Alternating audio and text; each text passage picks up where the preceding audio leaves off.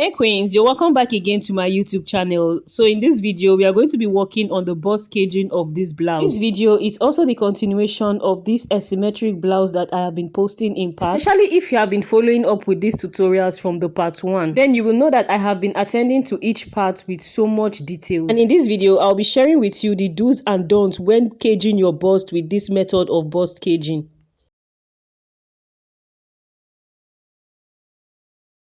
On our last video, this was where we stopped, where I show you the mistake I made when I was trying to cut out my lining. And right now, I have gone ahead to correct that mistake.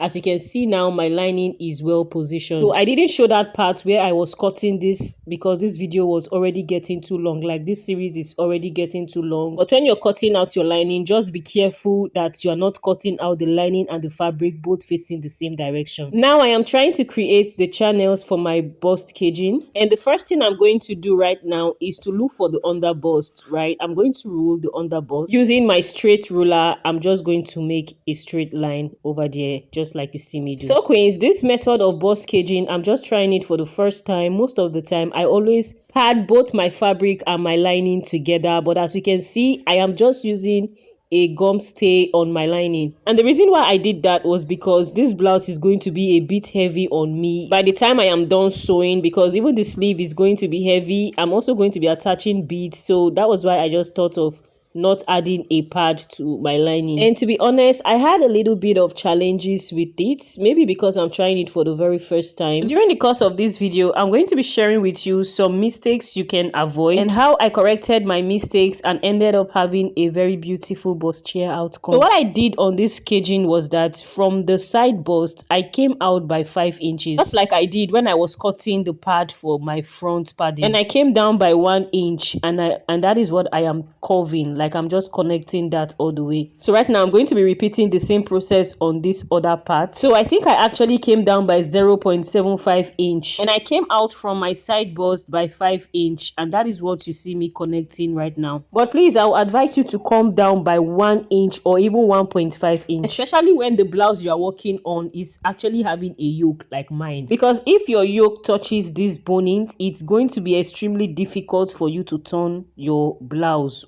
Like when you're trying to turn your yoke, it's going to be very hard to turn it. So ensure your boning is starting as low as possible. So right now on the sweetheart line, I came down by 0.75 inch also, like you see me do. So please, I'm going to repeat, make sure you come down as low as possible. When next I'm doing this, I'll come down lower than this 0.75 inches I just used. Now I'm going to be drawing straight lines for the bone channels. On the center front, I got like 3 lines, and in this seam line, I'm going to be placing one boning in there. And on the side bust, I'm going to be placing some curved channels. Like it's not going to be a straight line. I'm just going to be placing this curved line, right?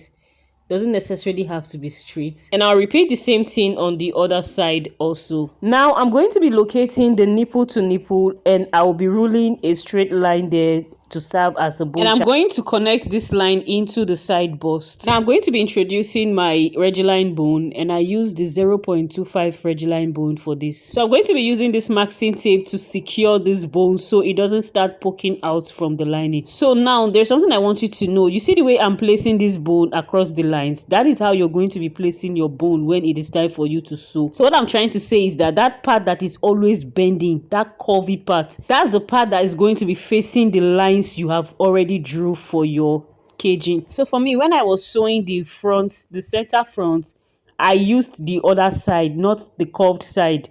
You get? So that part had to start giving me issues.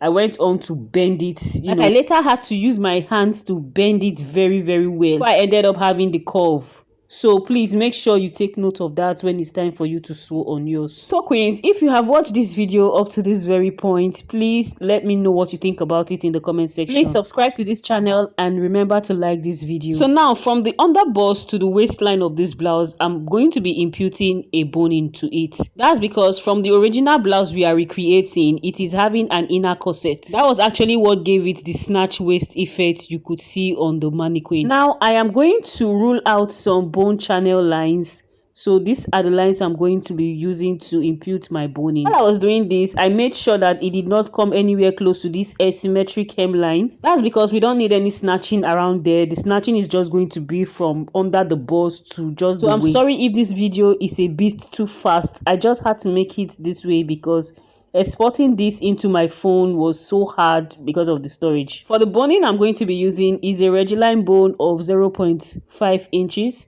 And I'm also going to be using a plastic bone. So now I have gone ahead to do that. I've gone ahead to stitch that onto the bodies, and I'm just going to iron these. Like, you just have to pour your sew out to this. I mean, this ironing part is very, very important, okay?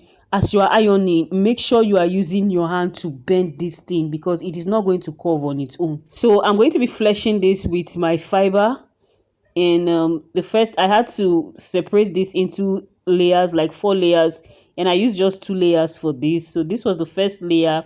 I went on to use my hemming gum to secure that in place, and then I started to iron again. Like, I ironed this thing so well. So I'll just continue to go on to add my hemming gum across my bust area, and I'll just iron my fiber on it. And I'll also go on to cut out all the excesses from other parts because I just want this fiber to be only on the bust area. So when I was done with the first layer of the fiber, I went on to attach the second layer. So for this, I just used 2 layers of fiber. So I ironed this for almost like 30 minutes. And when I was done with that, I went on to insert my plastic bone into the regular bone channels. So when I was done with everything, I went on to iron my hairstay onto this lining. So now I'm going to be fixing my yoke onto the bodies, like the main bodies of my blouse. I'll just locate the midpoint and I will just stitch this down. The tutorials for the yoke and the remaining part of the body is coming right after this very video. So if you are interested in that video, turn on your notification bell so that when I post the video, you get notified. At this point, the center part of this bust caging was still not coming out. So I went on to use my fingers to curve this out very well. So please remember what I said. When you are placing your bonings, make sure that the part that is bent, the curved part, is what is actually facing the lines you drew. Anyways, by the time I am done with this series, I'm going to be in a tutorial on how I make my bust caging and how it comes out perfectly okay. But the end result of this blouse came out well. As you can see, after I went on to bend this thing, I went on to really give it another good press, and then this time around it came out very well. Well, queens, thanks for watching up to this very point. Do let me know if you enjoyed this video in the comment section, and for the concluding part of this tutorial, please watch out for that video because it is coming next. I will see you soon. Bye.